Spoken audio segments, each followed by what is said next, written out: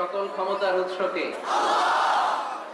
কেউ যেটা পারে না পারে কে, কেউ যেটা দেখে না দেখে কে, কেউ যেটা দেয় না দেয় কে, সে আল্লাহর জন্য আমরা পড়বো আজকে আলহামদুলিল্লাহ।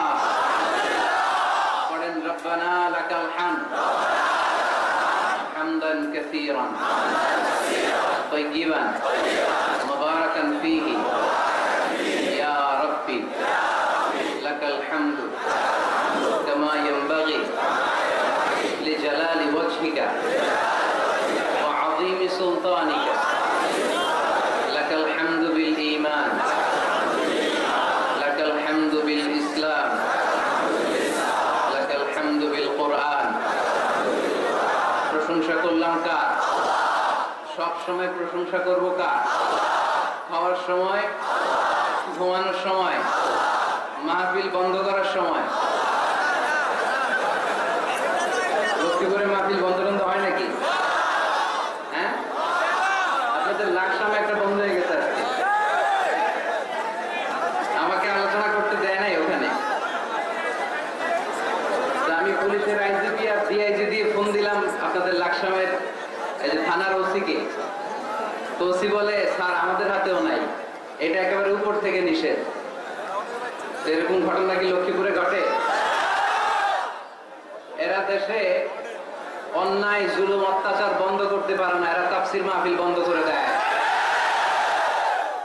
চাঁদাবাজি বন্ধ করতে পারে না, টেন্ডারবাজি বন্ধ করতে পারে না, জুয়ার আড্ডা বন্ধ করতে পারে না, কোরআনের মাহফিল বন্ধ করতে চায়। এগুলো কপাল পোড়া। এগুলো কি? আলহামদুলিল্লাহ আপনাদের লক্ষ্মীপুরে এরকম কপাল পোড়া টোড়া নাই। আল্লাহ লক্ষ্মীপুরবাসীকে তুমি কবুল করো। মাদ্রাসাতুল বানাতের আয়োজক কমিটি অনেক চেষ্টা করেছে আপনাদের জন্য সুন্দর ব্যবস্থা করবার। গত বছরের যে প্যান্ডেল নাকি ডবল করেছে, শুনলাম ডাবল করছে, তারপরও লোক হয় নাই, জায়গা হয় নাই। এই বছরের রমাদানে আমার প্রোগ্রাম ছিল কাতারে। তো কাতারের শেখ বিন জায়েদ সেন্টার, ওখানকার অনেক বড় একটা কনফারেন্স হল, ওখানে বাংলাদেশ কমিউনিটির ভাইয়ের একটা প্রোগ্রাম অ্যারেঞ্জ করলো। তো বিকেলে আজকের মতো অবস্থা হয়েছে, ঢোকার সুযোগ ছিল না, টেনে হিচড়ে আমাকে ঢুকাইছে। ভিতরে ঢুইকা দেখি সর্বনাশ, মানুষের মাথা মানুষ খায়। লক্ষ্মীপুরে বলে এগুলা, হ্যাঁ, মানুষের মাথা মানুষ খায়। তো এত মানুষ, ধারণ ক্ষমতার চেয়ে 5 গুণ বেশি মানুষ, আর 10,000 লোক তাদের গাড়ি নিয়ে এসে দে রিটার্ন ব্যাক, আবার ফিরে চলে গেছে। তো এগুলো ভালো sign, it's a good sign for the victory of Quran. কোরআনের বিজয়ের জন্য এটা একটা ভালো নিদর্শন, ঠিক কিনা? এই কোরআনের আওয়াজকে, এই বিজয়কে কোনো অপশক্তি ঠেকিয়ে রাখতে পারবে না, চিল্লায় বলেন ঠিক কিনা? এই মানুষের গণজোয়ার এটা প্রমাণ করে। আজকে বিরিয়ানি টিরিয়ানি আছে নাকি? বিরিয়ানি ছাড়া তো মানুষ, বিরিয়ানি নাই, জিলাপি নাই, খিচুড়ি নাই, সিন্নি নাই, শুধু কোরআনের প্রেমে, একটা কিতাবের প্রেমে। চিল্লায় বলেন তো কিতাবটার নাম কি? কোরআন। তো বাংলাদেশে যারা এই কোরআনের বিরোধিতা করে তাদের খেয়াল করা উচিত। They should understand the pulse of the citizen. জনগণের পালস বোঝা উচিত, যে জনগণ কি চায়, জনগণ কোনটাকে পছন্দ করে, জনগণ কোন দিকে ঝুঁকছে, এটা খেয়াল রাখার দরকার আছে না নাই? আজকের এই লক্ষ্মীপুরের বিশাল মহাসমাবেশ প্রমাণ করে কোরআনের এই ভিক্টরিকে, এই বিজয়কে কেউ থামাতে পারবে। আমরা কোরআনের সাথে থাকতে চাই, আমরা কোরআনকে বন্ধু বানাতে চাই। আমরা দুনিয়াতে যদি কোরআনকে বন্ধু বানাই, আমাদের কবরেও কোরআনকে বন্ধু বানায় দিবে কে? আল্লাহ তুমি আজকের মাহফিলকে কবুল করো। যে ভাইয়েরা, যুবক ভাইয়েরা কষ্ট করে দাঁড়িয়ে দাঁড়িয়ে ধাক্কাধাক্কি করে এই গরমের মধ্যে কথা শুনছে, আল্লাহ তাদেরকে তুমি সাইয়েদনা হামজার সাথে হাসর নসিব করে দাও। যে সমস্ত বোনেরা বিভিন্ন জায়গায় গাদাগাদি করে একসাথে বসে আজকের তাফসীর মাহফিল শুনছে, তাদেরকেও তুমি ইসলামের জন্য কবুল করো। ঐতিহ্যবাহী মাদ্রাসাতুল বানাত আল ইসলামিয়া ফাজিল ডিগ্রি বিরাহিমপুর বানাত জিমখানার উদ্যোগে আজকে এই বিশাল তাফসীরুল কোরআনের মাহফিল। আজকের এই প্রোগ্রামে কথা বলেছেন হাফেজ মাওলানা মোহাম্মদ হাবিবুর রহমান যুক্তিবাদী সাহেব।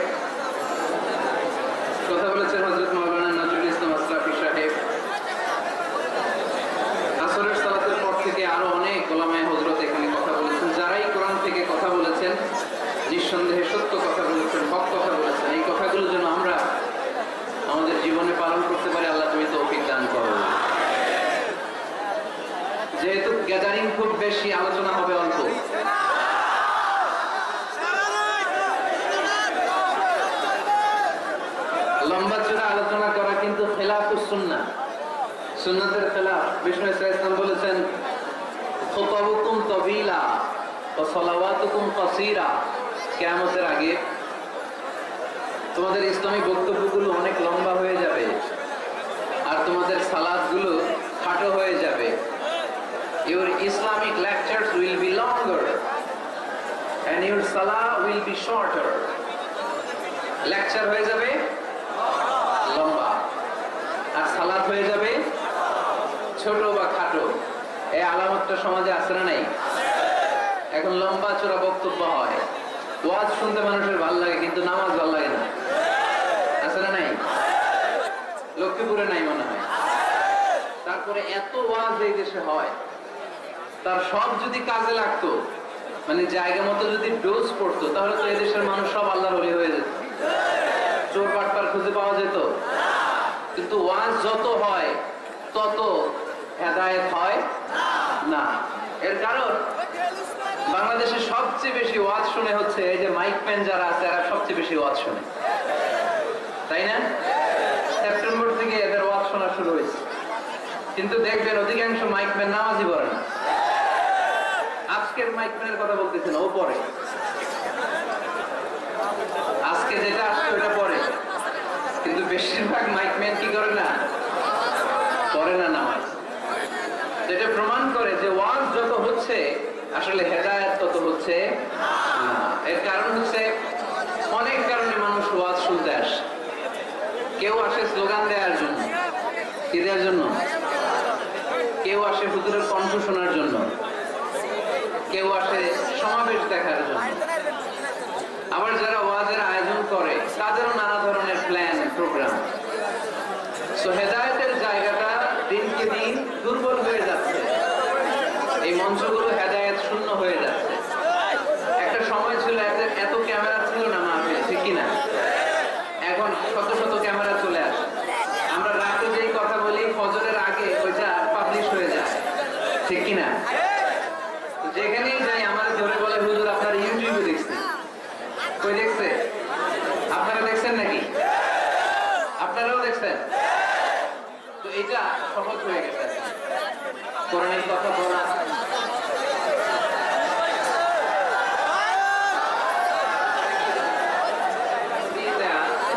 এখন এটা সহজ হয়ে গেছে আলহামদুলিল্লাহ। তো এই জন্য আমরা যেন এটার ভালো দিকে কাজে লাগে, আমরা যেন এটা নেগেটিভ সাইড গুলোকে প্রমোট না করি। এই জন্য ওয়াজ শুনতে যারা এসেছেন, যেহেতু আজকে এটা আমার প্রথম মাহফিল এবছর, আলহামদুলিল্লাহ এবছরের আমার প্রথম মাহফিল আমি লক্ষ্মীপুর দিয়ে শুরু করেছি। তো এই জন্য সবার প্রতি আমার নসিহত, যারা ওয়াজ শুনতে এসেছেন আপনারা এই নিয়তে আসবেন যে কোরআন সুন্নাহর আলোকে এমন কিছু কথা শুনে যাব আমল করার নিয়তে। কিসের নিয়তে? যাতে আমার জীবনটা পরিবর্তন হয়ে যায়, যাতে এই ওয়াজ শোনাটা আমার জান্নাতে যাওয়ার ওসিলা হয়ে যায়, যাতে আমার নাজাতের ওসিলা হয়, ঠিক কিনা? এরপরে ক্যামেরাম্যান যারা এসেছো, তোমরাও নিঃসন্দেহে সেই যতদিন আমরা এই শীতের সিজনে ওয়াজ করি তোমরাও থাকবা। তোমাদের প্রতি নসিহত হচ্ছে তোমরাও অনেক বড় সওয়াবের ভাগীদার। এই যে কোরআনের কথাগুলো তোমরা প্রচার করে দিচ্ছ, তোমাদের এখানে কন্ট্রিবিউশনও কম নয়। তো এখানে তোমাদের স্বচ্ছতা বজায় রাখতে হবে। স্বচ্ছতা, নিজেদের মধ্যে আবার মারামারি করা যাবে না। এখন বক্তাদের মধ্যে মারামারি আছে না নাই? কাদা ছোড়াছুড়ি আছে না নাই? কাপের ফতুয়া আছে না নাই? লক্ষ্মীপুরে এগুলো বোধহয় কম না?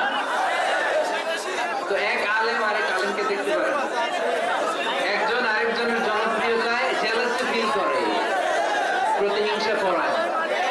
তো এই প্রভাব যদি যারা ক্যামেরাম্যান তাদের মধ্যে উপরে যায়, এটা ভয়ঙ্কর হবে। অনেক ইউটিউব চ্যানেলের ওনাররা দেখি দুই বক্তার ছবি দিয়ে এই বক্তা এমনে, ওই বক্তা এমনে, আর মাঝখানে লিখে রাখছে যুদ্ধ। মাঝখানে কি যুদ্ধ, মানে ওনার সাথে ওনার যুদ্ধ, ভারত পাকিস্তান খেলা। তো ইউটিউব চ্যানেলের ওনার ভাইরা যারা এসছো, তোমরা অনেক সওয়াবের ভাগীদার হবে যদি তোমরা প্রফেশনালিজম মেনটেন করে দাওয়াতের কাজ করতে পারো। আয়োজক কমিটি যারা আছে তাদেরকে আমি বলবো, আপনারাও ইখলাসের সাথে মানুষকে কোরআনের কথা শোনাবার উদ্দেশ্যে এই প্রোগ্রামগুলোর আয়োজন করবেন। তাহলে এই প্রোগ্রামগুলো থেকে অনেক মানুষ উপকৃত হবে।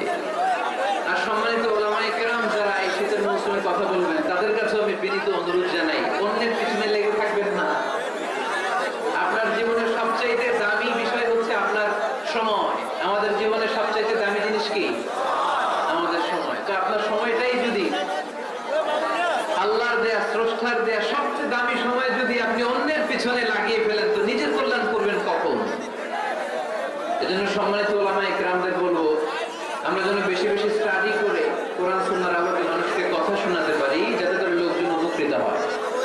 আল্লাহ নাসিহাত গুলো যেন আমরা আমাদের জীবনে কাজে লাগাতে পারি। তুমি তৌফিক দাও। আরো জোরে করে আমিন। আমি আপনাদের খেদমতে আমার খুতবার শুরুতে সূরাতু আল জুমআর 10 নম্বর আয়াত তেলাওয়াত করেছি। কয় নাম্বার শুনতেছেন? কষ্ট হচ্ছে না তো? আমি যখন প্রশ্ন করবো আপনাদেরকে আওয়াজ করে উত্তর দিতে হবে। আর এই যে ছেলেরা কথা বলে না, দোহাই লাগে তোমাদের, কথা বলো না, আওয়াজ করো না, ডিস্টার্ব করো না প্রোগ্রামে, চুপচাপ। লক্ষ্মীপুরের ছেলেরা খুব ভদ্র, আমি জানি, একবারে চুপচাপ। সূরাতুল জুমার 10 নম্বর আয়াতে আল্লাহ তাআলা আমাদেরকে কর্মচঞ্চল হতে বলেছেন, কাজ করে খেতে বলেছেন। কাজে লজ্জা নেই, লজ্জা অলসতায়। কাজে লজ্জা আছে? লজ্জা কিসে?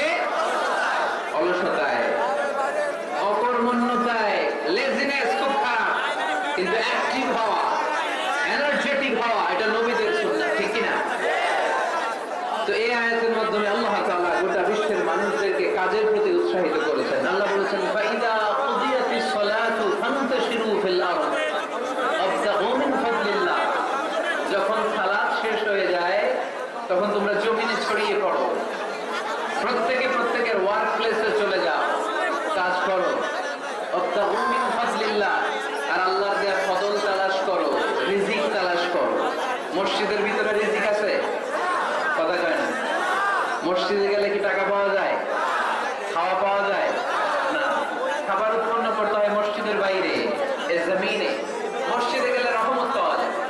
মসজিদে গেলে কি পাওয়া যায়? এজন্য মসজিদে ঢোকার সময় আমরা কোন পা দিয়ে ঢুকি আর কি পড়ি? আল্লাহুম্মা ইফতাহলি আবওয়াবা রাহমাতিক, আল্লাহুম্মা ইফতাহলি আবওয়াবা রাহমাতিক। আমরা বলি, হে আল্লাহ, আপনি আপনার রহমতের দরজা আমাদের জন্য খুলে দেন। সুবহানাল্লাহ পড়েন। এই দোয়া থেকে বোঝা গেল মসজিদে ঢুকলে কি পাওয়া যায়? সবাই বলতে হবে, কি পাওয়া যায়? মসজিদে ঢুকলে রহমত পাওয়া যায়। আর মসজিদ থেকে বের হলে রিজিক পাওয়া যায়, ফজল পাওয়া যায়। ফজল, ফজলের আরেক অর্থ হচ্ছে রিজিক। এজন্য মসজিদ থেকে যখন বেরোই, কোন পা দিয়ে বেরোই আর কি পড়ি? আল্লাহুম্মা ইন্নী আসআলুকা মিন ফাদলিক। হে আল্লাহ, আপনার কাছে আমি আপনার ফজল চাই, রিজিক চাই। এই ফজলের কথাই আল্লাহ কোরআনে বললেন, ফাইযা কুদিয়াতিস সালাতু ফান্তাশিরু ফিল আরদি ওয়াবতাগু মিন ফাদলিল্লাহ ওয়াযকুরুল্লাহা কাসীরান লাআল্লাকুম তুফলিহুন। সুবহানাল্লাহ পড়েন। আল্লাহ ডেকে বললেন, গোলাম যখন সালাত শেষ হয়ে যায়, জমিনে ছড়িয়ে পড়ো, মসজিদে বসে থেকো না। আদেশটা কার? সালাত যখন শেষ, মসজিদে বসে থাকার দরকার নাই, জমিনের মধ্যে ছড়িয়ে ছিটিয়ে পড়ো। ওয়াবতাগু মিন ফাদলিল্লাহ, আমার ফজল তালাশ করো, আমার রিজিক তালাশ করো, বেশি বেশি আমাকে স্মরণ করো। সুবহানাল্লাহ পড়ো। তার মানে ইসলামের বিধান হচ্ছে, যখন সালাতের সময় হবে আপনি মসজিদে যাবেন, আবার সালাত শেষ আপনি আপনার কাজে চলে যাবেন। when you are done with your salah, spread out to your workplace. কাজ শেষ তো আপনার কর্মস্থলে চলে যান। এটা হচ্ছে ইসলামের নিয়ম। নামাজের আজান যখন হবে, সবাই মসজিদে ঢুকবে, সালাম ফিরিয়ে নামাজ শেষ, সবাই মসজিদ থেকে বের হয়ে যাবে। শিক্ষক চলে যাবে স্কুলে, কৃষক চলে যাবে ফসলের খেতে, ব্যবসায়ীরা চলে যাবে শপিং মলে, মেম্বার অফ দ্য পার্লামেন্ট চলে যাবে সংসদ ভবনে। যে যার কাজের মধ্যে সে তাড়াতাড়ি ইনভলভ হয়ে যাবে। সালাত শেষ, কাজে ঝাঁপিয়ে পড়ো, আদেশ টাকা। তাহলে ইসলামে ইবাদতের অ্যাটিটিউডটা বুঝতে পারছেন? কাজের সময় কাজ, নামাজের সময়, আওয়াজ করে বলেন, কাজের সময়, নামাজের সময়।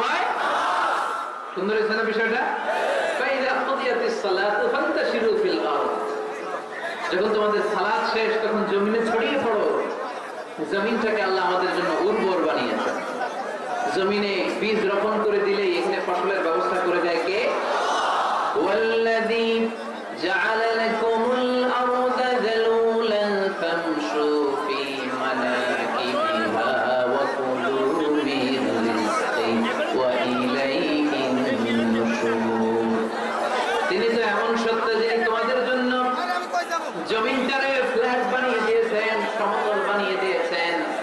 এই জমিনে অলিতে গলিতে, বনে বাজারে, রাস্তায়, সাগরে, পাতালে, পাহাড়ে, বিভিন্ন জায়গায় তোমরা ঘুরে বেড়াও। সেখানে যে আমি আল্লাহর রিজিক তালাশ করো।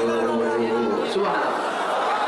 এই জমিনটাকে আল্লাহ সাহলাতুল মাসালিক, চলার জন্য সহজ বানিয়ে দিয়েছেন। ফ্ল্যাট, উঁচু নিচু নাই। এই যে লক্ষ্মীপুরের আজকে এই যে প্যান্ডেলের এখানে উঁচু নিচু আছে, আজকে এইখানে যদি উঁচু হতো ওইখানে নিচু হতো, আমরা ঠিক মতো দেখতে পারতেন? বিমান থেকে এটা খুব সুন্দর দেখা যায়, জমিনটা খুব ফ্ল্যাট দেখা যায়, সমতল।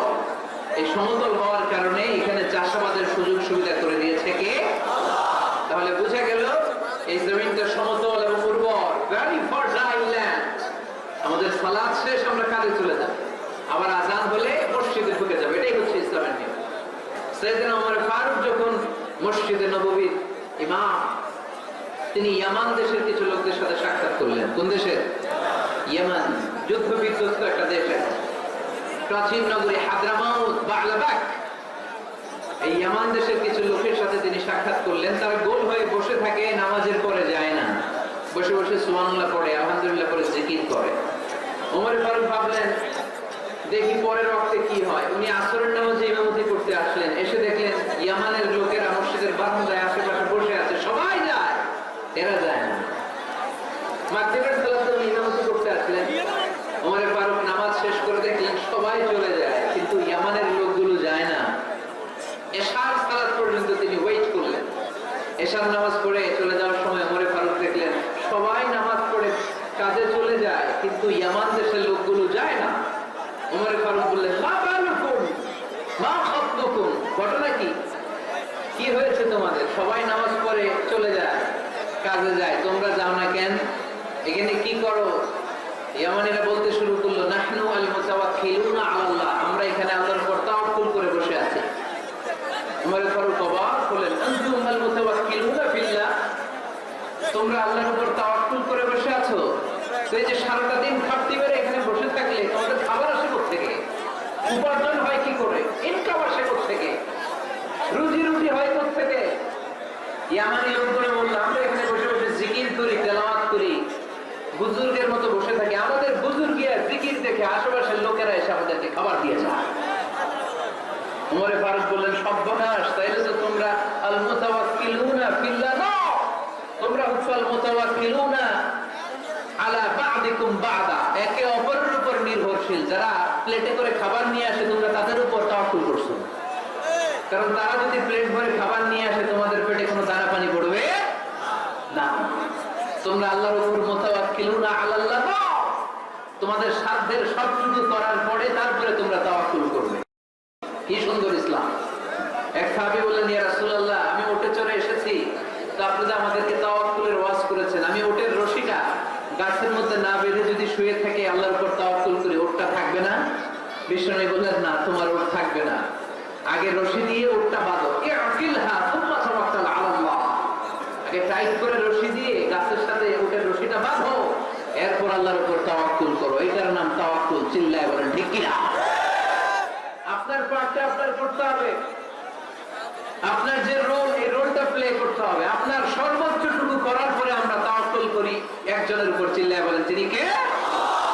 ওমর ফারুক বললেন, তোমরা মুতাওয়াক্কিলুনা আলাল্লাহ নাও, তোমরা বের হয়ে যাও, খবরদার এরপরে কোনোদিন তোমাদেরকে যেন এই মসজিদের মধ্যে ঘাপটি মেরে গোল হয়ে বসে থাকতে না দেখা যায়। কারণ ফাইদা কুদিয়াতিস সালাতু ফান্তাশিরু ফিল আরদ ওয়াবতাগু মিন ফাদলিল্লাহ, ইসলামের বিধান হচ্ছে যখন নামাজ শেষ মসজিদে বসে থাকা যাবে?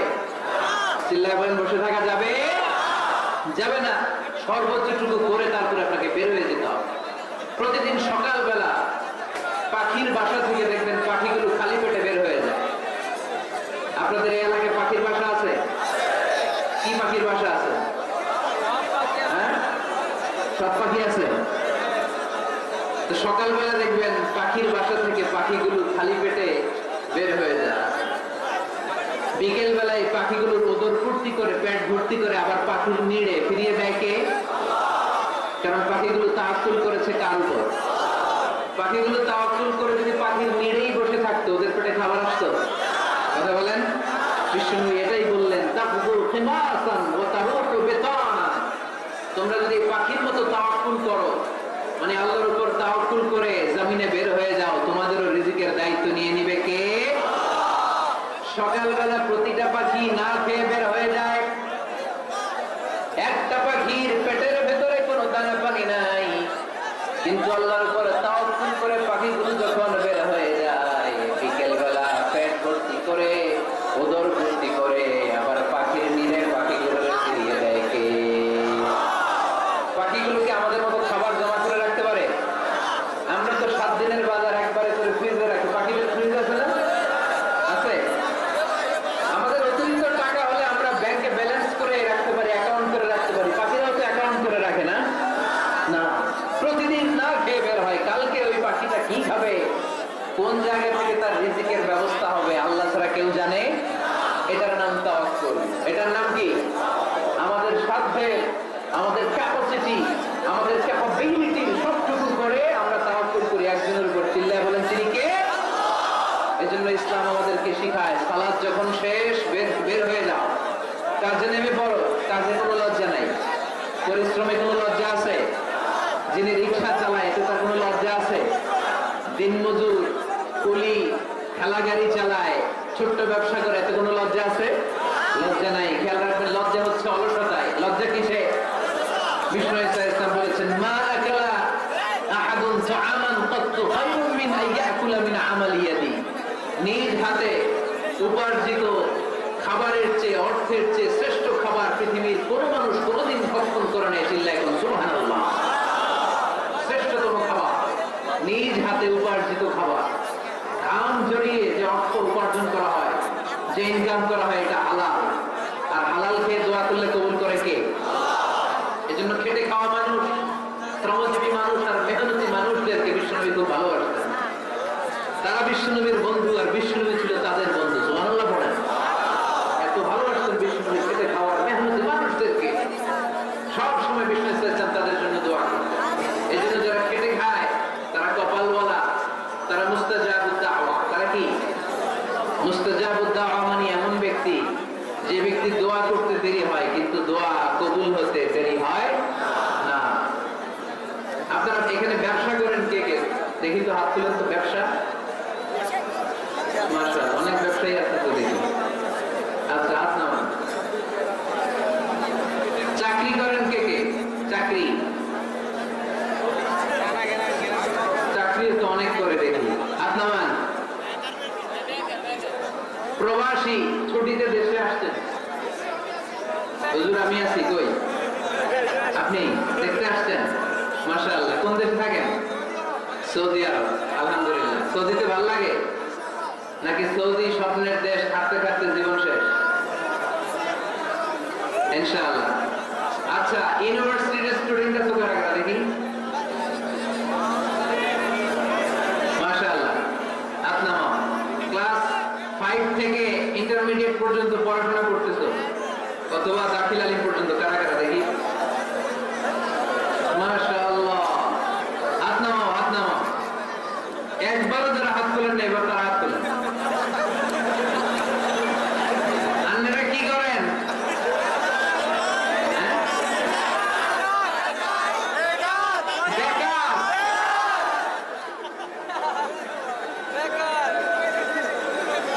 বাংলাদেশে চাকরির বাজার খুব মন্দা, ঠিক কিনা? বাংলাদেশ ইন্ডিয়াতে চাকরি পেতে অনেক কষ্ট। সামান্য একটা পদের জন্য যেখানে চেয়েছে ক্লাস 8 পাস, এখানে ডবল মাস্টার ডিগ্রি অ্যাপ্লাই করতে কয়েক লক্ষ। এজন্য আমাদেরকে উদ্যোক্তা হতে হবে। You have to be the entrepreneur. আমাদের উদ্যোক্তা দরকার, বেশি বেশি নতুন নতুন উদ্যোক্তা। নিজেই এমন আইডিয়া নিয়ে আসবে যে আইডিয়া বিক্রি করে, দুর্দান্ত আইডিয়া দিয়ে তুমি পুরো দেশ কাঁপিয়ে দিতে পারো। পারা যাবে না লক্ষ্মীপুরের ছেলেরা? অনেক দাম। You have to generate new ideas. নতুন নতুন আইডিয়া এনে মানুষ গোটা বিশ্বকে তাক লাগিয়ে দিচ্ছে। এই যে গত কয়েক বছর আগে কারের একটা রাইড চালু হয়েছে, নাম হয়েছে উবার। কি নাম? ঢাকায় যারা চলাফেরা করেন তারা হয়তো চলেছেন। উবারের নাম শুনছেন না? এই উবার কোম্পানি কি করে জানেন? নিজেদের ব্যবসা নাই, পুঁজি নাই, পাত্তি নাই, অফিস নাই, কিচ্ছু নাই, কোটি কোটি টাকা হাতায় নিচ্ছে। Just idea, just they are generating new ideas. নতুন নতুন আইডিয়া নিয়ে গোটা বিশ্ব কাঁপিয়ে নিয়েছে একটা মোবাইল অ্যাপসের মাধ্যমে। কিসের মাধ্যমে? Mobile app. একটা কোম্পানি খুলেছে, গোটা বিশ্বের সব প্রাইভেট কারওয়ালারা ওখানে রেজিস্ট্রেশন করে আপনি মোবাইলে কোথায় যাবেন, কোথেকে যাবেন লিখবেন, গাড়ি আপনার বাড়ির সামনে এসে হাজির। তার একটা পার্সেন্টেজ ওই উবার কোম্পানি পায়। ইউনাইটেড স্টেটস অফ আমেরিকা একটা স্টেট আছে সান ফ্রান্সিসকো, ওইখান থেকে শুরু করছে। 775টা সিটিতে ওদের অপারেশন আছে। বাংলাদেশে ঢাকাতেও আছে। আমি মালয়েশিয়াতে থাকি, ওখানেও আছে, ওখানেও আমরা চলি। প্রায় 63টা দেশে ওদের কাজ করে। গত বছরে 2018 সালে ওদের প্রফিট ছিল, রেভিনিউ ছিল 11.27 billion US dollar, 11.27 US billion dollar. Just they are selling their ideas. নতুন নতুন আইডিয়া দিয়ে গোটা বিশ্বটা পাচ্ছে। এই উবার যখন চালু হলো, আমি যখন মালয়েশিয়া শুনলাম বাংলাদেশে নতুন আরেকটা বাইরেছে, পাঠাও। কি নাম? এটা বোধহয় সারা বাংলাদেশ ব্যাপী হয়নি, 3টা জায়গায়, সিলেটে, চট্টগ্রামে আর ঢাকায়। এরা আরো চলা।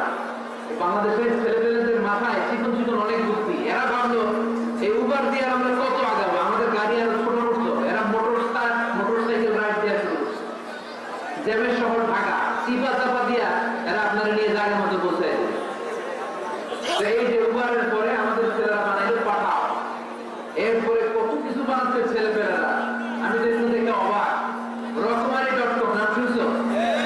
বিক্রয়.com নাম শুনছো? ঘরে বসে বসে কোটি কোটি টাকা হাতিয়ে নিচ্ছে তারা।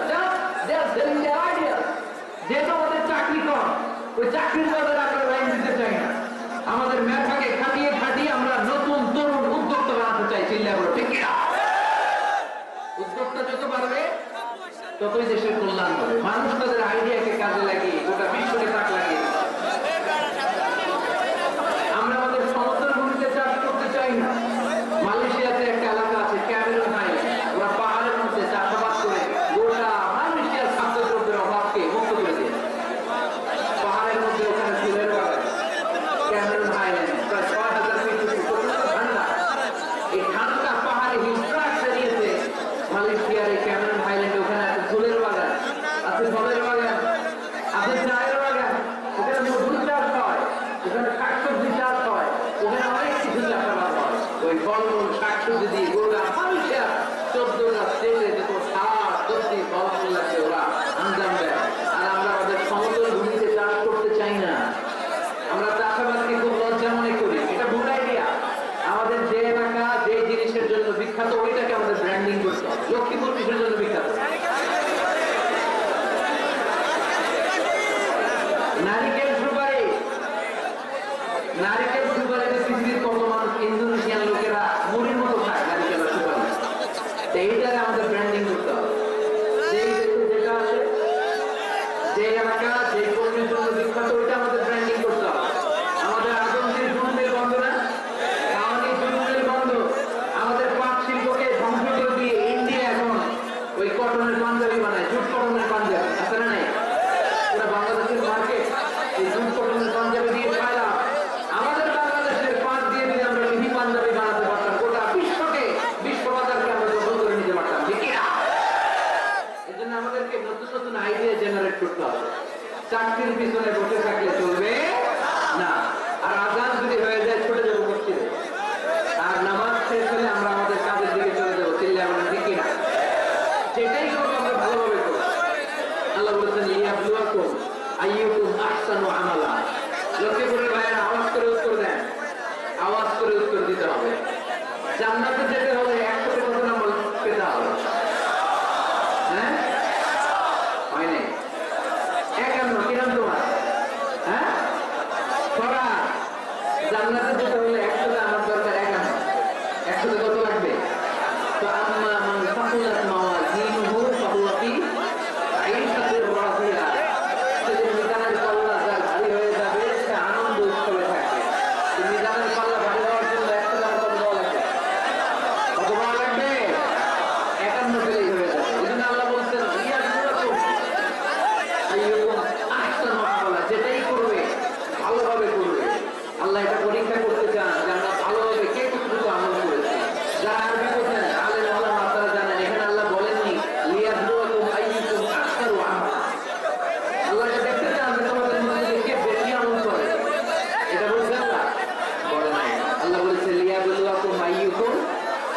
আহসানু আমালা, যে ভালো করে করে।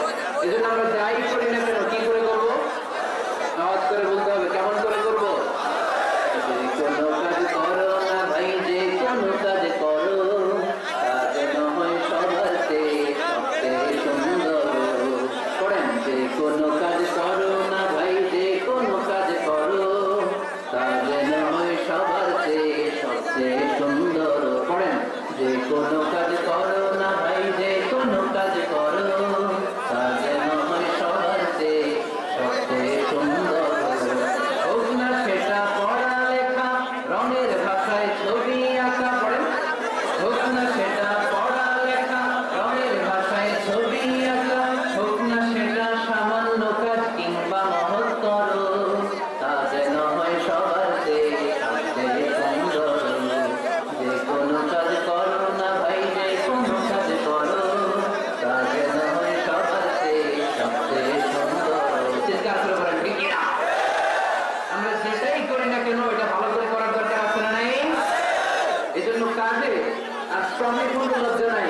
লজ্জা হচ্ছে অলসতায়। লজ্জা কিসে? অলসতায়। বিষ্ণু ইসলামের কাছে এক সাহাবী এসে বলল, ইয়া রাসূলুল্লাহ আ'তিনি শাইআন, আপনি আমাকে কিছু দান করেন, আমার কিছুই নাই। বিষ্ণু বললেন, তোমার কিছু নাই? সাহাবী বললেন, ইয়া রাসূলুল্লাহ পরে আমার শুধু দুইটা জিনিস আছে। কয়টা? চিল্লায় বলেন কয়টা? এক হচ্ছে একটা জামা, দুই হচ্ছে পানি খাওয়ার একটা জগ। বিষ্ণু বলেন, এই দুইটাই নিয়ে আস।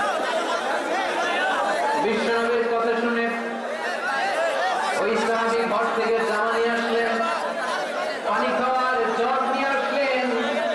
বিশ্বনবী সাল্লাল্লাহু আলাইহি ওয়াসাল্লাম ওনার মুবারক হাত দিয়ে এক হাতে জামা ধরে আরেক হাতে পানির জগটা ধরে সাহাবীদের দিকে উদ্দেশ্য করে বললেন, মাইয়াশতারি হাদাইন, এই দুটো জিনিস কেনার মতো কে কে আছে দেখি?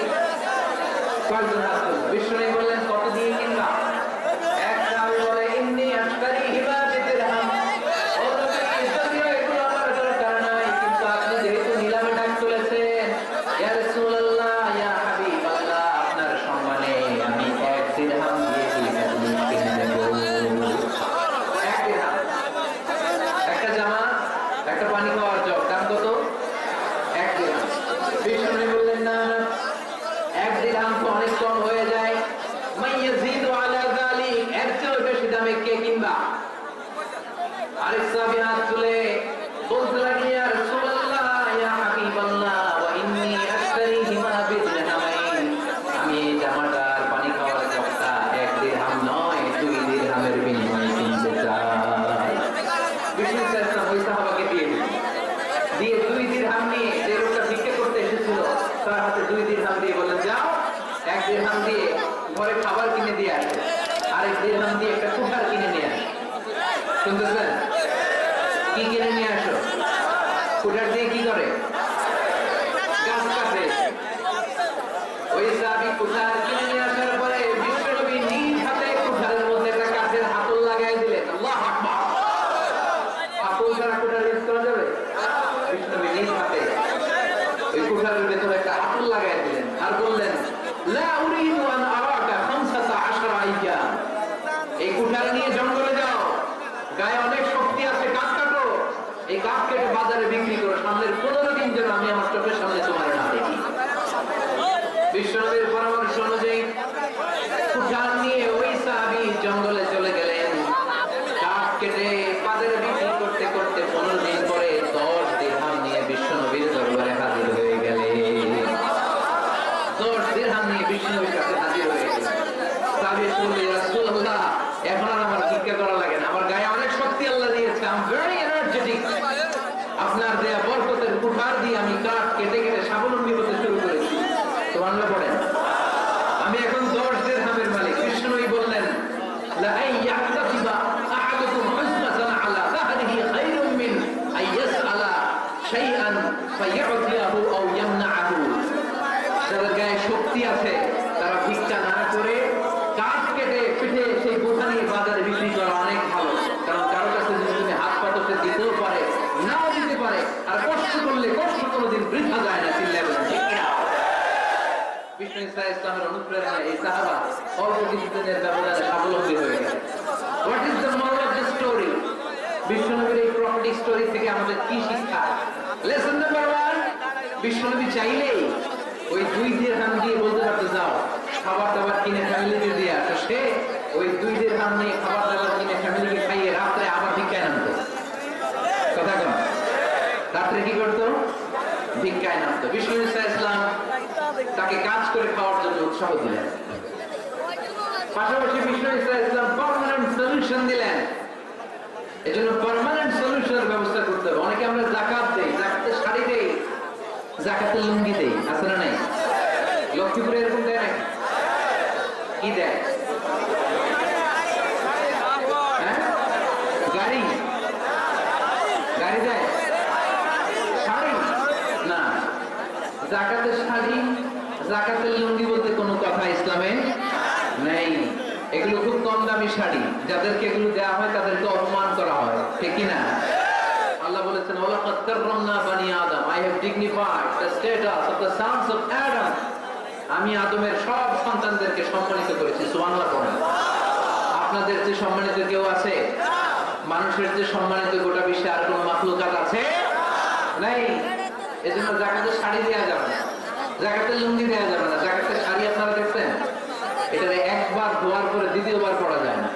মশারি কি পাতলা, এর চেয়েও পাতলা। এই জন্য যাকাতের শাড়ি, যাকাতের লুঙ্গি বলতে ইসলামের কোন পরিভাষা নেই। আপনাকে স্বাবলম্বী করে দেওয়ার চেষ্টা করতে হবে। যারা লক্ষ্মীপুর জেলায় বিজনেস ম্যাগনেট আছেন, তারা একসাথে হয়ে একটা স্ট্রং যাকাত ম্যানেজমেন্ট প্ল্যাটফর্ম করতে পারে, যেখান থেকে আপনারা বিভিন্ন থানায়, বিভিন্ন গ্রামে বাছাই করে করে কিছু ভাইদেরকে যাকাত দিতে পারেন স্বাবলম্বী করার উদ্দেশ্যে। যে ফ্যামিলিকে আছে, কি নাম এটা?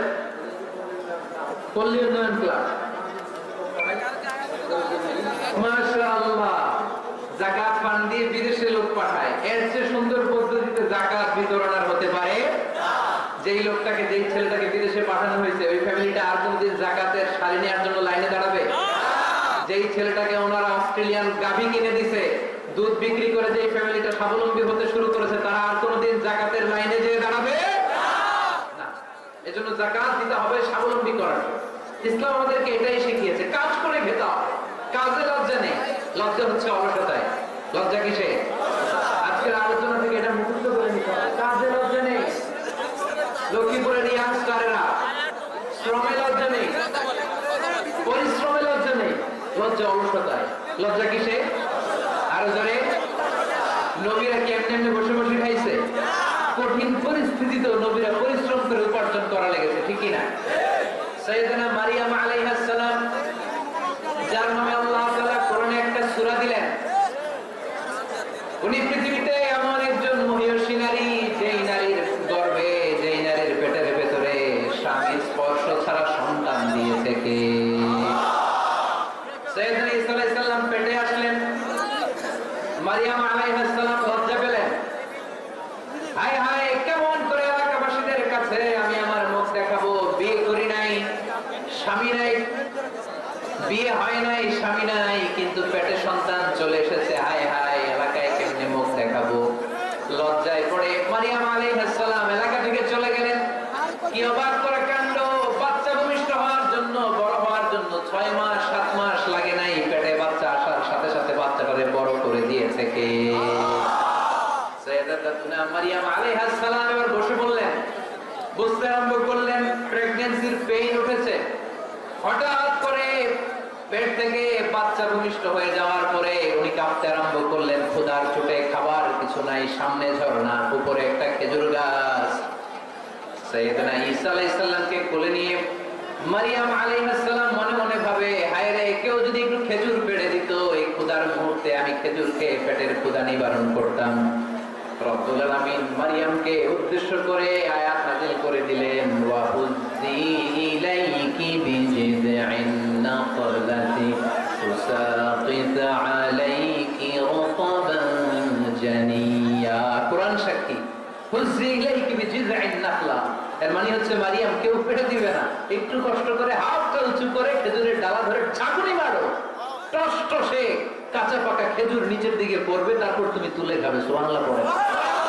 আল্লাহ চাইলে অটোমেটিক্যালি কারামত হিসেবে খেজুরগুলো নিচে ফেলতে পারতেন না? কথা কোন? খেজুরগুলো অটোমেটিক্যালি নিচের দিকে পড়ছে? করে নাই। আল্লাহ শিক্ষা দিয়েছে যেই পরিস্থিতিতে থাকো না কেন তোমাকে শ্রম ব্যয় করে কষ্ট করে তোমার উপার্জন করতে হবে, রিজিকের বন্দোবস্ত করতে হবে। চিল্লায় বলেন ঠিক কিনা? ইসলাম আমাদেরকে এটাই শিখিয়েছে, কাজে লজ্জা নাই।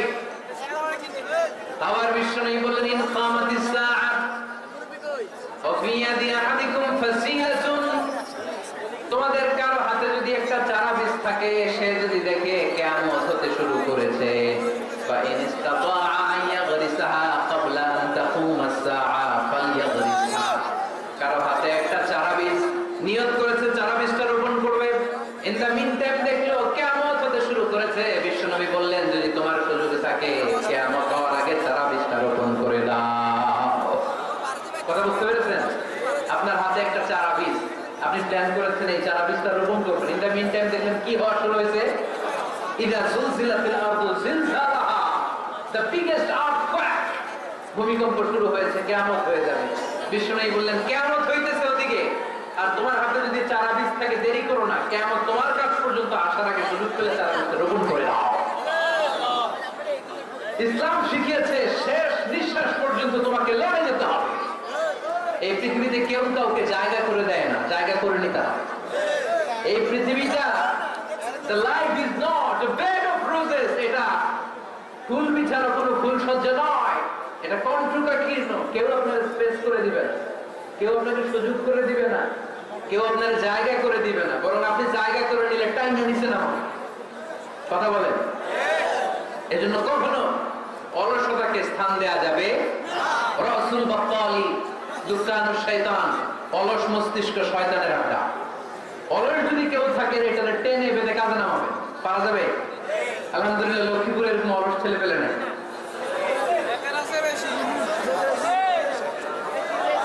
আছে? আমরা আজকে অলসতাকে ন বলে যাবে মাহফিল থেকে। অলসতাকে আমরা কি বলবো? আওয়াজ করে বলতে হবে। অলসতাকে কি বলবো আমরা? মুমিনের জীবনে কোনো অলসতা নাই।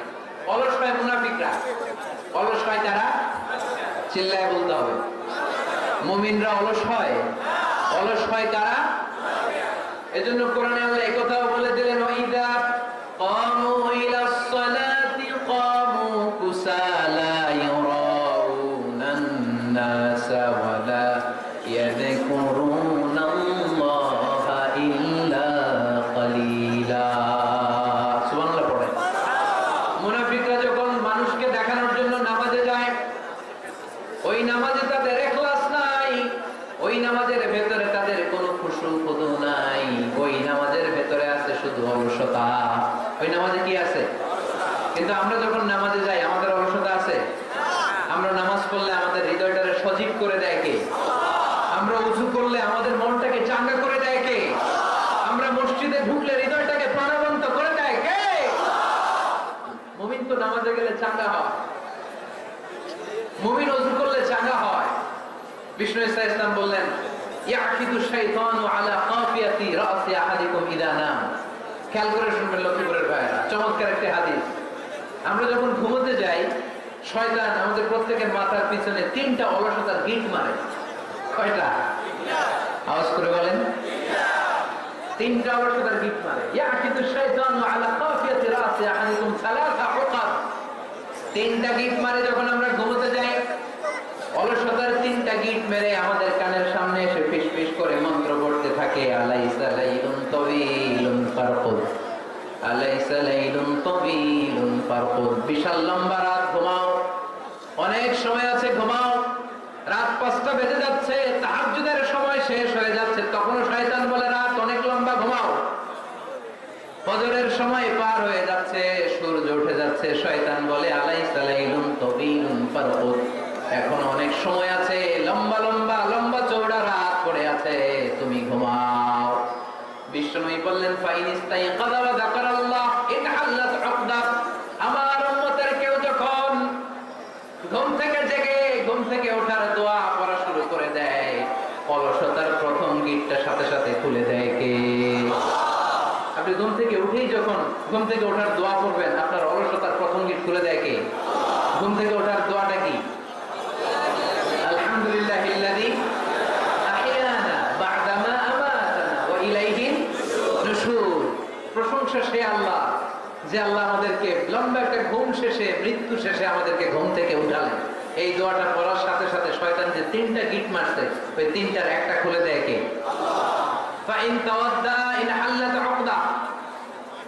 ঘুম থেকে জেগে ঘুমের দোয়া পড়ার পরে যখন কেউ ওযু করে ফেলে, অলসতার 2য় গিটটাও খুলে দেয় কে? ওযু করার পরে নামাজের মুসল্লায় দাঁড়িয়ে যখন নামাজ শুরু করে দেয়, অলসতার 3 নাম্বার গিটটাও খুলে দেয় কে? 3টা গিট যখন খুলে দেয়, বিষ্ণু ইসলাম বললেন তখন মুমিন বান্দা সজীব হয়ে ওঠে, প্রাণবন্ত হয়ে ওঠে, উচ্ছ্বসিত হয়ে ওঠে। আর যদি ঘুমিয়ে থাকে, 3টা গিট তার মাথার পেছনে শয়তানের অলসতার লেগে থাকে, তাহলে তার দিনটা শুরু হয় অলসতা দিয়ে, আর সে হয় অলসতার রাজা। চিল্লায় এখন ঠিক কিনা? এজন্য আমরা কি অলস হতে চাই না কর্মঠ হতে চাই? কোন নবীরা কি অলস ছিলেন? পৃথিবীতে কোন নবী অলস ছিলেন? সব নবী কর্মঠ ছিলেন। বিষ্ণু ইসলাম বললেন, মা বাআসাল্লাহু নাবিয়্যান ইল্লা রাআল গানাম। এই পৃথিবীতে এমন কোন নবী নাই যেই নবী বকরি চড়ায় নাই। কি চড়ায় নাই? বকরিরে আপনারা লক্ষ্মীপুরের ভাষায় কি বলেন? কি বলেন? ছাগল। তো পৃথিবীতে এমন কোন নবী নাই যেই নবী কি চড়ায় নাই?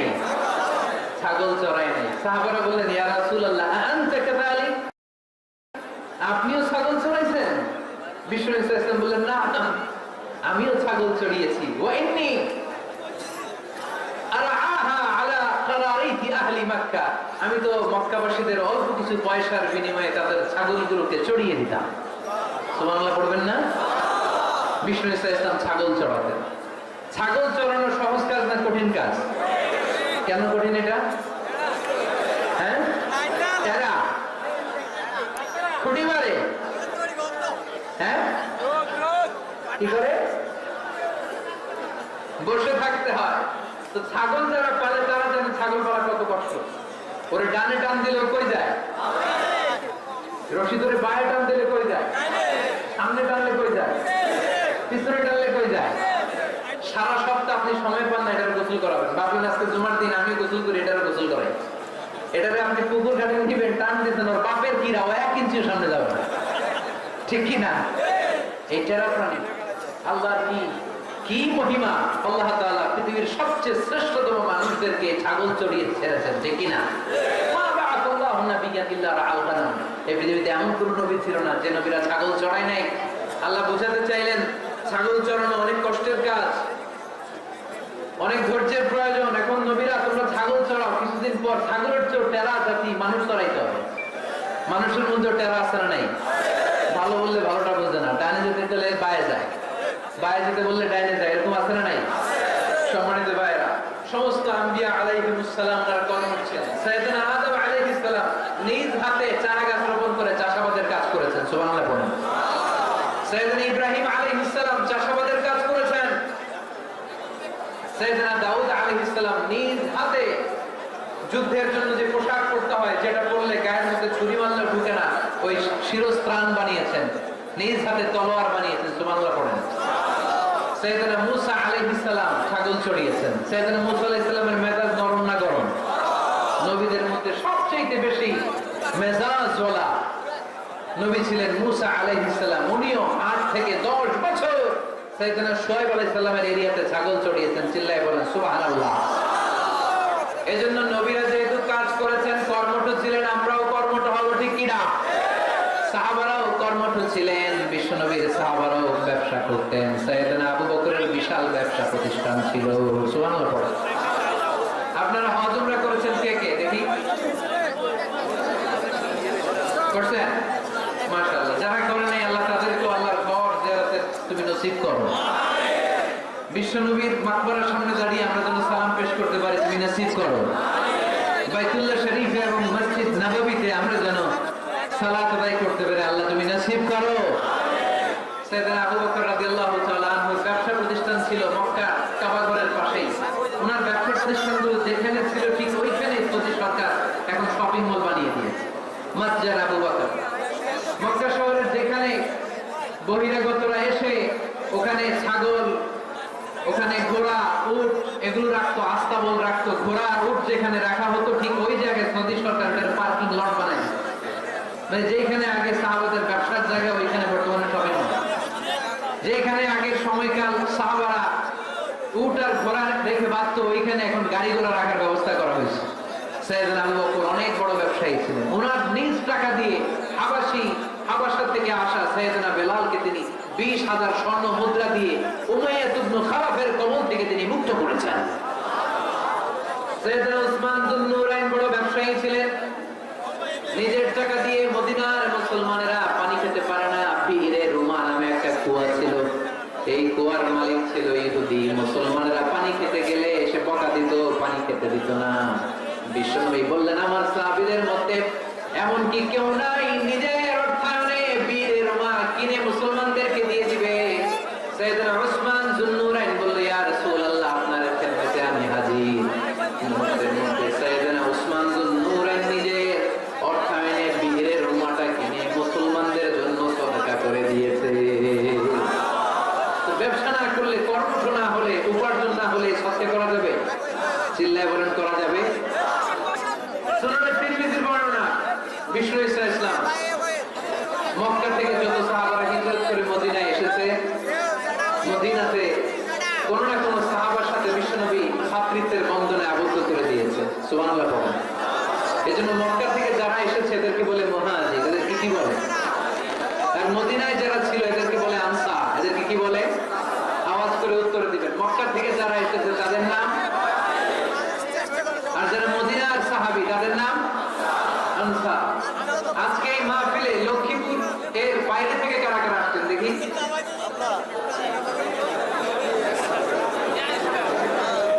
মাশাআল্লাহ, মাশাআল্লাহ, অনেক আসছেন। আল্লাহ ভাইদেরকে তুমি কবুল করো, হাত নামান। এই যে লক্ষ্মীপুরের বাইরে থেকে যে ভাইরা আসছে তারা লক্ষ্মীপুরের মেহমান, ঠিক কিনা? মক্কা থেকে হিজরত করে যে সমস্ত সাহাবারা এসেছিল তারা ছিল মদিনার মেহমান। বিশ্বনবী এক এক মক্কার সাহাবীকে মদিনার এক এক সাহাবীর সাথে ভ্রাতৃত্বের বন্ধনে আবদ্ধ করেছিলেন। আব্দুর রহমান ইবনে আউফ রাদিয়াল্লাহু তাআলা আনহু, ওনার সাথে ভ্রাতৃত্বের বন্ধনে যে সাহাবীকে বিশ্বনবী আবদ্ধ করে দিলেন ওনার নাম হচ্ছে সাআদ ইবনে রাবিয়া। কি নাম? মদিনার অনেক বড় ব্যবসায়ী। বিশ্বনবী বললেন, আব্দুর রহমান ইবনে আউফ, সম্পদ ছেড়ে দিয়ে, পরিবার ছেড়ে দিয়ে, স্থাবর অস্থাবর সব ছেড়ে দিয়ে আল্লাহ রাসূলের ভালোবাসায় মক্কা থেকে মদিনায় এসেছো। মদিনায় তোমার চিন্তা নাই, সাদ ইবনে রবিকে আমি তোমার ভাই বানিয়ে দিলাম। সাদ ইবনে রবি তোমার আপন ভাইয়ের মতো। সাদ ইবনে রবি বলল, আব্দুর রহমান, জীবনে তোমার কোনোদিন দেখি নাই, তোমার আমি চিনি না, তোমার নাম শুনি নাই, কিন্তু বিশ্বনবী তো তোমার দায়িত্ব আমাকে দিয়েছে। আমার যে বড় ধনী এই মদিনার মধ্যে দ্বিতীয় কেউ নাই। আজ থেকে তুমি আমার ভাই, আজ থেকে তুমি আমার কি? আল্লাহ আমাকে যত সম্পত্তি দান করেছে তার অর্ধেক সম্পত্তি আমি তোমার নামে দিয়ে দিলাম। ও আব্দুর রহমান ইবনে আউফ, শুধু তাই নয়, রব্বুল আমিন আমাকে দুইজন স্ত্রী দিয়েছে। কয়জন? তুমি দেখো আমার কোন স্ত্রীকে তোমার বেশি ভালো লাগে, যার নাম তুমি বলবে সাথে সাথে আমি তারে তালাক দিয়ে দিব। তার ইদ্দত পালন শেষে তুমি তাকে বিয়ে করে তোমার সাথে নিয়ে যাবা। সুবহানাল্লাহ।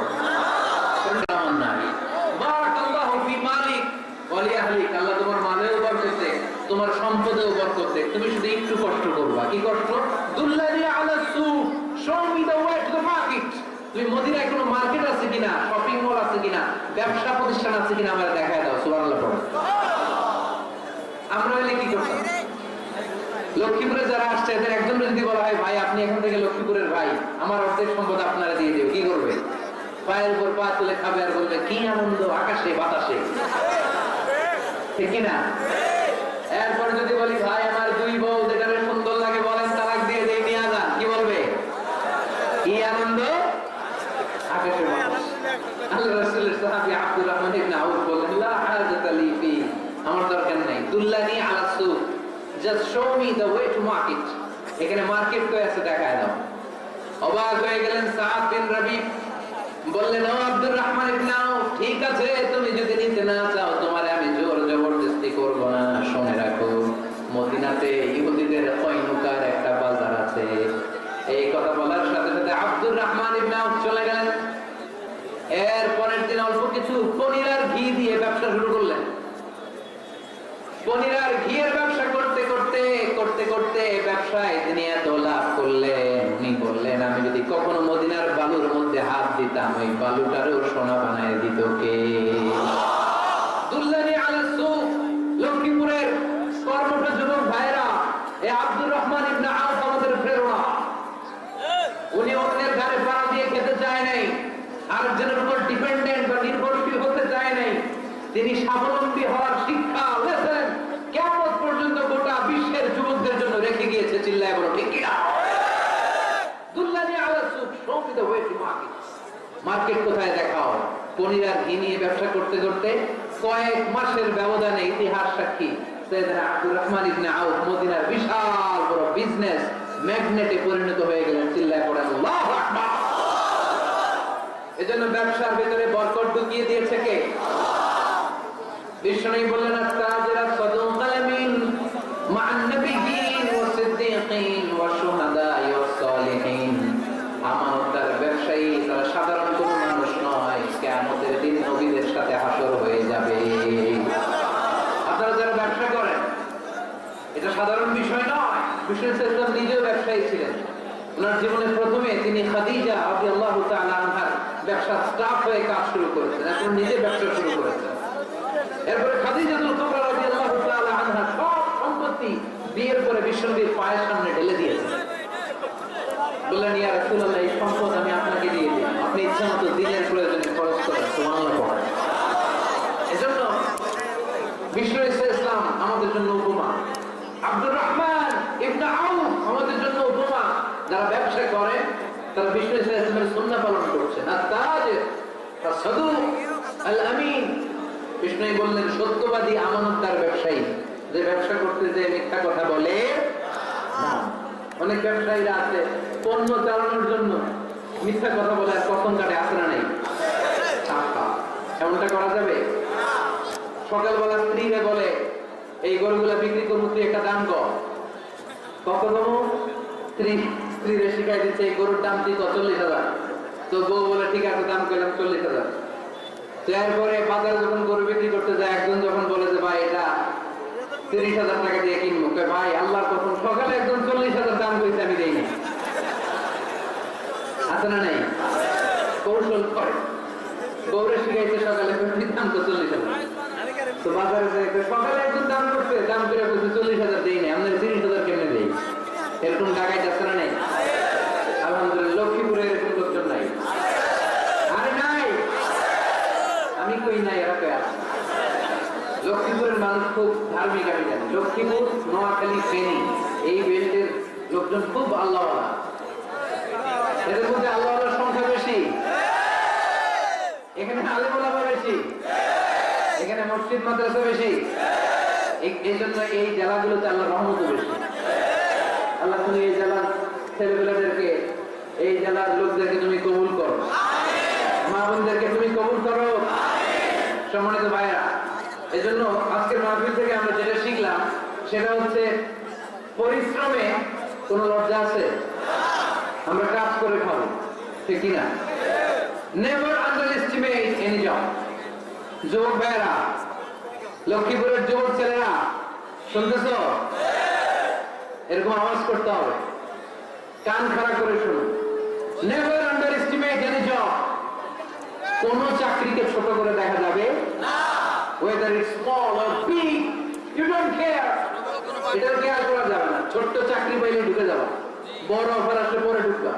এটা ছোট কাজ, এটা হোটেলের ওয়েটার, এটা ছোট্ট স্টাফ, এটা কারণই না।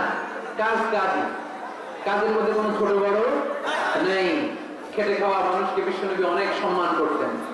বিশ্বনবী সাল্লাল্লাহু আলাইহি ওয়াসাল্লাম খেটে খাওয়া মানুষদেরকে এত ভালোবাসতেন, বিদায় হজের মতো এত গুরুত্বপূর্ণ ভাষণও এই মেহনতি মানুষদের কথা বাদ যায় না।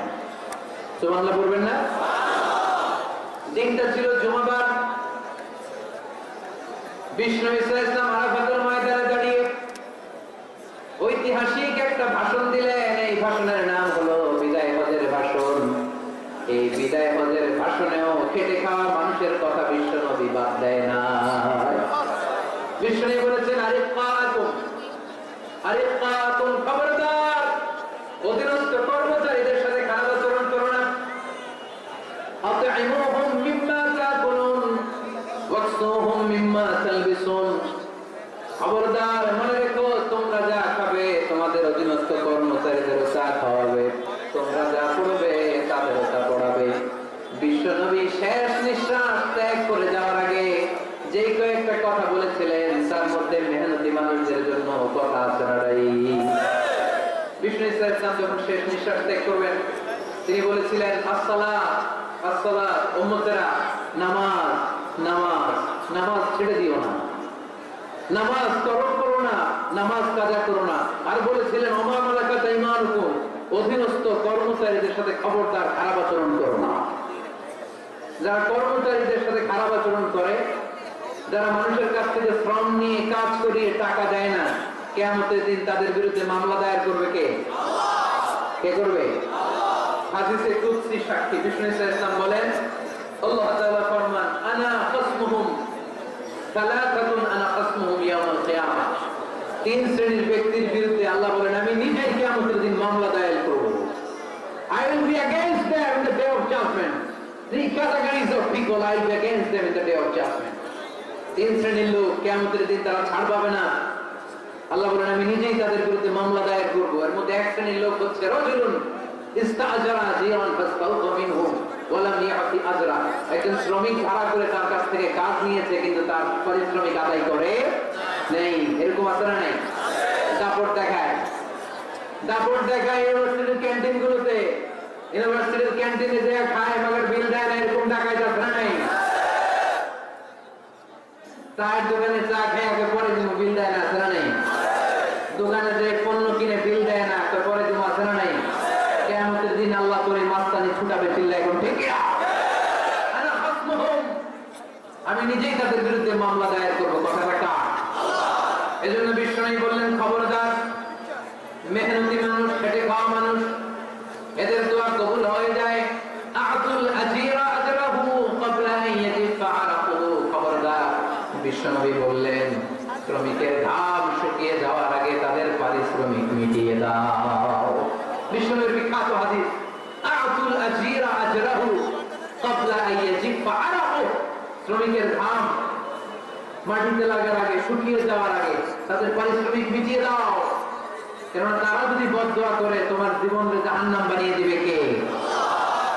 বিষ্ণু ইসলাম সব সময় খেটে খাওয়া মানুষদেরকে আগে রাখছেন। সব সময় শুধু যে ভাষণে মেহনতি মানুষদের সাথে ভালো আচরণ করতে বলতেন, শ্রমিকদের সাথে ভালো আচরণ করতে বলতেন এমন ছিল না। ওনার ব্যক্তিগত জীবন ঘাটলেও দেখা যায় উনি শ্রমিকদের সাথে কেমন আচরণ করতেন। বিষ্ণু ইসলামের একজন খাদেম ছিল, আপনারা তার নাম জানেন কি নাম?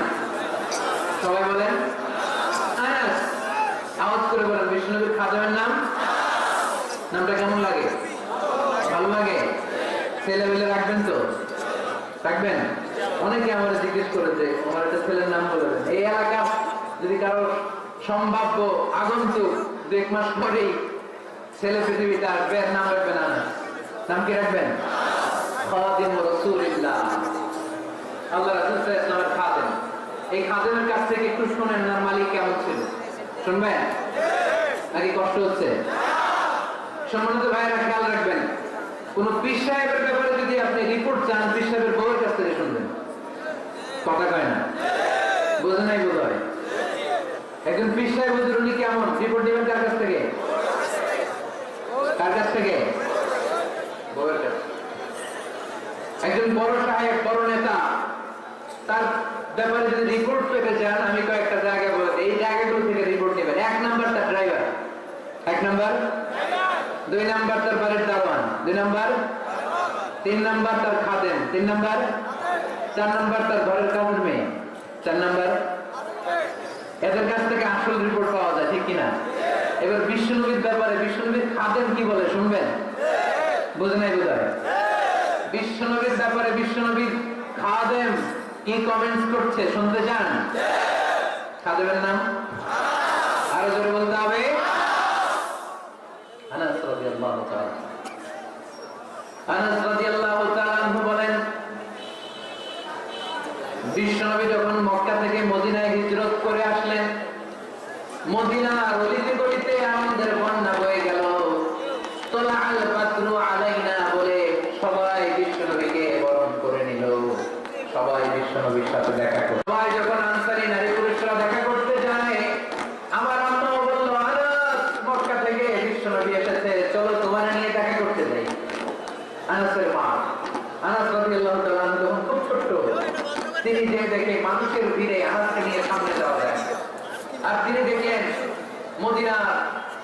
অলিতে গলিতে মানুষের ভিড়, আনসারি, আবাল বৃদ্ধ বনিতা, নারী পুরুষ সবাই বিষ্ণুনবীর সাথে দেখা করছে।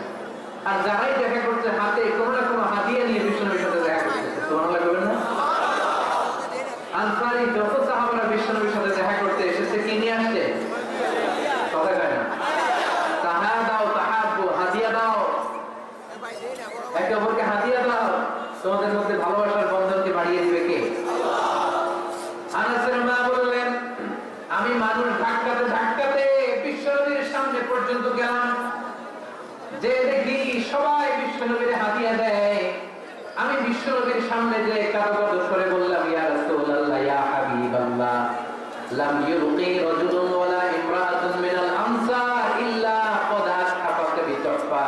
ও নবী, আমি দেখতে পেয়েছি আনসারে এমন কোন নারী নাই, এমন কোন পুরুষ নাই যে আপনাকে আপনার হাতে কোনো না কোনো হাদিয়া দেয় নাই। ওয়া ইন্নী লা আকদিরু আলা যালিকা মা উসহিতুকা বি। কিন্তু ইয়া রাসূলুল্লাহ, ইয়া হাবিবাল্লাহ, আমার কাছে তো কোনো টাকা নাই, আমার কাছে কোনো পয়সা নাই, আমার ঘরে এমন কোনো জিনিস নাই যে জিনিসটা আমি আপনাকে হাদিয়া দেব। ইল্লা ইবনি হাযা, আমার এই নাক ছেড়া ধন কলিজার টুকরা সন্তান আনাস ছাড়া। ও আখিরি জামানার পয়গম্বর, আমি আমার কলিজার টুকরা আনাসকে আপনারে হাদিয়া দিয়ে দিলাম। ইয়া রাসূলুল্লাহ, মদিনার আনসারী এমন কোন নারী পুরুষ কেউ তো বাকি নাই যে আপনাকে হাদিয়া দেয়, সবাই তো হাদিয়া দিচ্ছে।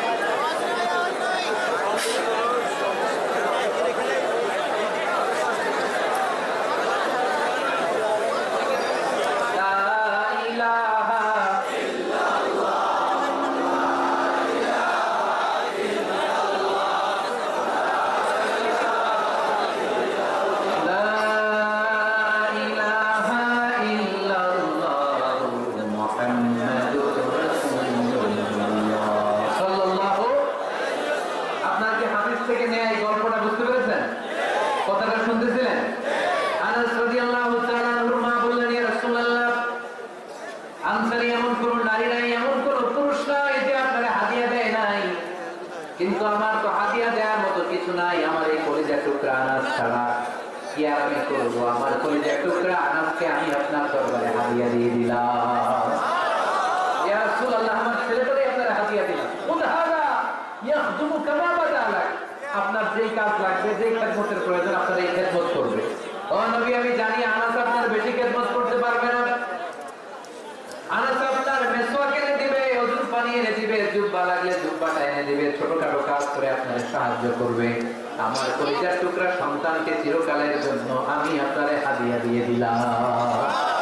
আনাস রাদিয়াল্লাহু তাআলা বর্ণনা করতেন, আমি দাঁড়িয়ে দাঁড়িয়ে শুনছি আমার আম্মা বলছে আমি নাকি বিশ্বনবীর জন্য হাদিয়া। সুবহানাল্লাহ পড়ে। এবার খেদমত শুরু করলে সাইয়েদনা আনাস ছোট্ট মানুষ কি আর করবে? কতটুকু খেদমত আর করতে পারবে? বিশ্বনবীর মেসওয়াকটা এনে দেয়। সুবহানাল্লাহ পড়ে। বিশ্বনবীর আকলের শিশিটা এনে দেয়, বিশ্বনবীর জাইতুনের তেলের বোতলটা আগিয়ে দেয়, বিশ্বনবীর জামাটা প্রয়োজনে বিশ্বনবীর হাতে এনে দেয়। সাইয়েদনা আনাস বলেন, আমি 1 বছর নয়, 2 বছর নয়, 5 বছর নয়, 7 বছর নয়, 10 বছর বিশ্বনবীর খেদমত করেছি। ফামা দারাবানি, 10 বছরে একদিনও তিনি আমারে মারে নাই। সুবহানাল্লাহ। একদিন আমার গায়ে হাত তোলে নাই, হাত তোলা তো দূরের কথা, ওয়ালা সাব্বানি, কোনদিন গালি দেয় নাই, ওয়ালা আবাসা আলা ওয়াজহি, কখনো বিরক্তি স্বরে ভ্রু কুঁচকে আমার দিকে বিশ্বনবী কোনদিন তাকায় নাই। সুবহানাল্লাহ। কোনদিন আমার গায়ে হাত তোলে নাই। আরে হাত তোলা তো দূরের কথা, আমাকে ধমকি পর্যন্ত দেয় নাই। ধমকি দেওয়া তো দূরের কথা, আমরা অনেক সময় বিরক্ত হয়ে ভ্রু কুঁচকাই না। বিরক্তি হলে আমরা কারো প্রতি বিরক্ত হলে কি হয়? কপাল ভ্রু কুঁচকে ওঠে, ঠিক কিনা? আনাস বলে, কোনদিন মারে নাই। খাদেম বলতেছে, খাদেম, বড় সাহেবের রিপোর্ট কাপ থেকে নিতে দিতে হয়, হয় খাদের, নয় দারোয়ান, নয় ঘরের কাজের মেয়ে, তা না হলে ড্রাইভার। বিশ্বনবীর খাদেম বিশ্বনবীর ব্যাপারে কি কমেন্ট করছে? মা সাব্বানি ওয়ালা দারাবানি ওয়ালা আবাসা ফি ওয়াজহি। এই 10 বছরের খেদমতের জিন্দেগিতে কোনোদিন বিশ্বনবী আমারে মারে নাই, গায়ে হাত তুলে নাই। আরে হাত তোলা তো দূরের কথা, একটা ধমকও দেয় নাই। আরে ধমক দেয়া তো দূরের কথা, বিরক্তির সুরে ভ্রু কুঁচকে আমার দিকে কখনো তিনি তাকায় নাই। চিল্লায় বলো সুবহানাল্লাহ। আর আজকে মাইক পেলে মানবতা, মানবাধিকারের কর্মী কি সুন্দর কথা বলে, উইমেন রাইটস এর কথা বলে, শিশু শ্রম নিয়ে কথা বলে, আর বাড়িতে কাজের মেয়ের গায়ের মধ্যে খুন্তি, গরম খুন্তি পিঠের মধ্যে লাগিয়ে পিঠ ঝলসিয়ে দেয়, এরকম আছে নাই? পত্রপত্রিকায় প্রায় দেখা যায় যে কাজের মেয়েদেরকে কি অত্যাচার করে, খুন্তি গরম করে করে চামড়ার মধ্যে লাগিয়ে স্কিন ঝলসে ফেলেছে, গ্রেনের মধ্যে বেঁধে রেখেছে, সবাই মতো খাবার দেয় নাই, পিটিয়ে মাথার চুল কামিয়ে মাথা ন্যাড়া করে দিয়েছে, এরকম আছে না নাই? এরা মানবাধিকারের ঠিকাদার, এরা মানবাধিকারের কথা বলে। আর বিষ্ণু ইসলামের আজম বিষ্ণুনবীর ব্যাপারে বলেছে কোনোদিন মায়ের তো দূরের কথা, হাত তোলা তো দূরের কথা, আরে ধমক দেওয়া তো দূরের কথা, বিরক্তির চেহারা নিয়েও কোনোদিন বিষ্ণুনবী আমার দিকে তাকায় নাই। চিল্লায় পড়েন সুবহানাল্লাহ। বিষ্ণুনবী একবার সাইয়েদনা আনাস রাদিয়াল্লাহু তাআলা আনহুকে একটা ছোট্ট জিনিস আনতে পাঠালেন। সাইয়েদনা আনাস রাদিয়াল্লাহু তাআলা আনহু জিনিসটা আনতে যে মদিনার অলিতে গলিতে বাচ্চাদের খেলা দেখে জিনিস আনতে ভুলে খেলায় দাঁড়িয়ে গেলেন। ছোট মানুষ, ছোট মানুষ, ছোট একটা বাচ্চা যদি আমার সাথে নেই, সে কি আমার প্রয়োজন বুঝবে? আমার সেন্টিমেন্ট যেরকম বাচ্চা কি টের পাবে? ছোট আনাসকে বললেন আমার জুব্বা নিয়ে আস। বিষ্ণু ইসলাম সামনে জুব্বা বলতেন জুব্বা নিয়ে এসে, জুব্বা আনতে যখন বেরোলেন আনাস রাদিয়াল্লাহু তাআলা আনহু, দেখলেন মদিনার অলিতে গলিতে বাচ্চারা কুতকুত খেলে। কি খেলে? আপনারা খেলেন? সেই খেলা দেখে আনাস রাদিয়াল্লাহু তাআলা আনহু ভুলে গেলেন যে বিষ্ণুনবীর জামা আনতে হবে। উনি ভুলে যে উনি দাঁড়িয়ে খেলা দেখতে শুরু করলেন। এখন ঘন্টার পর ঘন্টা যায়, আনাসও আসে না, জামাও আসে না। বিষ্ণুনবী ভাবলেন হায় রে, আনাস মনে ভুলে গিয়েছে, কি আর করা যায়, নিজের জামা নিজেই নিয়ে আসে। বিষ্ণুনবী বের হলেন জামা আনতে, বের হয়ে দেখে মদিনার গলিতে বাচ্চারা খেলতেছে, ওইদিকে আনাস রাদিয়াল্লাহু আনহু দাঁড়ানো। বিষ্ণু ইসলাম কিছু বললেন না, যে উনিও আনাস রাদিয়াল্লাহু তাআলা আনহুর পাশে দাঁড়িয়ে খেলা দেখতে আরম্ভ করলেন। সুবহানাল্লাহ বলবেন না? সাইয়েদনা আনাস খেলা দেখতে দেখতে দেখতে দেখতে দেখতে দেখতে হঠাৎ বিষ্ণুনবীর দিকে চোখ পড়ে গেছে। বিষ্ণুনবীর চোখের দিকে যখন সাইয়েদনা আনাস রাদিয়াল্লাহু তাআলা আনহু চোখ পড়ে গেছে, সাইয়েদনা আনাস বলে আমার কলিজাটা এখান থেকে এই দিকে চলে আসছে। ভয়ে। কিসে? ভয়ে। উনি বললেন আমার গলা শুকিয়ে যেতে আরম্ভ করলো, কাঁপতে লাগলাম। হায় হায়, এখন আমার মনে পড়ছে বিষ্ণুনবীর জামাতে পড়েছিল, ভুলে গেছে খেলার আবেশে পড়ে। উনি বললেন বিশ্বনবী আমার ধমক দেন নাই, আমার গায়ে হাত তোলেন নাই, জামা আনতে পাঠাইছি, এখানে খেলা দেখতেছে এটাও বলেন নাই, বিরক্তিও প্রকাশ করেন নাই। বিশ্বনবী শুধু একটা হাসি দিয়েছেন, স্মাইল। কি দিয়েছেন? একটা মুচকি হাসি দিয়েছেন। কি হাসি? সাইয়েদনা আনাস বলে ওই যে ওই দিনের বিশ্বনবীর মুচকি হাসির শাসন মরার আগের দিন পর্যন্ত আমি আনাসকে সোজা রাস্তায় রেখেছি, আর ডানে বায়ে নেই। শাসন করতে জানলে লাঠি লাগে না, শাসন করতে জানলে ধমক লাগে না, শাসন করতে জানলে পিট্টি দেওয়া লাগে না, মুচকি হাসি দিয়ে শাসন করা যায় কি যায় না? সাইয়েদনা আনাস বললেন কোনোদিন মানে নাই, কোনোদিন ধমক দেয় নাই, সবসময় আমাকে আদর করেছে। চিল্লায় পড়েন সুবহানাল্লাহ। এজন্য সব সময় বিষ্ণু ইসলাম শ্রমিকদেরকে ভালোবাসতেন। শ্রমিক হতে লজ্জা নাই, লজ্জা হচ্ছে অলসতায়। আজ থেকে এই মাহফিল, এই এত বড় আয়োজন, এত বড় গ্যাদারিং তখনই সার্থক হবে যখন আমরা এই সিদ্ধান্তে আসতে পারবো যে আমরা অলস সময় কাটাবো না, আমরা আমাদের এই সময়গুলোকে প্রোডাক্টিভ ওয়েতে কাজে লাগাবো, কোনো না কোনো কাজের সাথে জড়িত হব। Never underestimate any job, whether it's big or small, বড় হোক বা ছোট হোক, কোনো কাজকে আমরা ছোট করে দেখবো না। যে কোনো কাজ করো না ভাই, যে কোনো কাজ করো তা যেন হয় সবার চেয়ে সবচেয়ে সুন্দর। আমাদের অবসর সময়গুলোকে কাজে লাগানোর দরকার আছে না নাই? আমরা নিজেদেরকে কর্মঠ করে কর্মজীবী হিসেবে, শ্রমজীবী হিসেবে নিজেদেরকে প্রতিষ্ঠিত করতে চাই। রাজি আছেন মুসলমান? লক্ষ্মীপুরের যুবক ছেলেরা আওয়াজ করে বলে পারা যাবে? লজ্জা কিসে?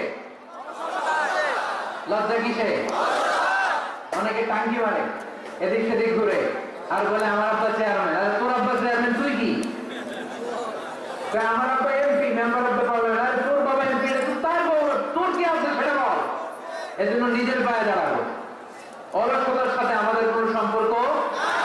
আজকের এই মাহফিল থেকে আমরা অলসতা, অকর্মণ্যতাকে নো বলে দিলাম।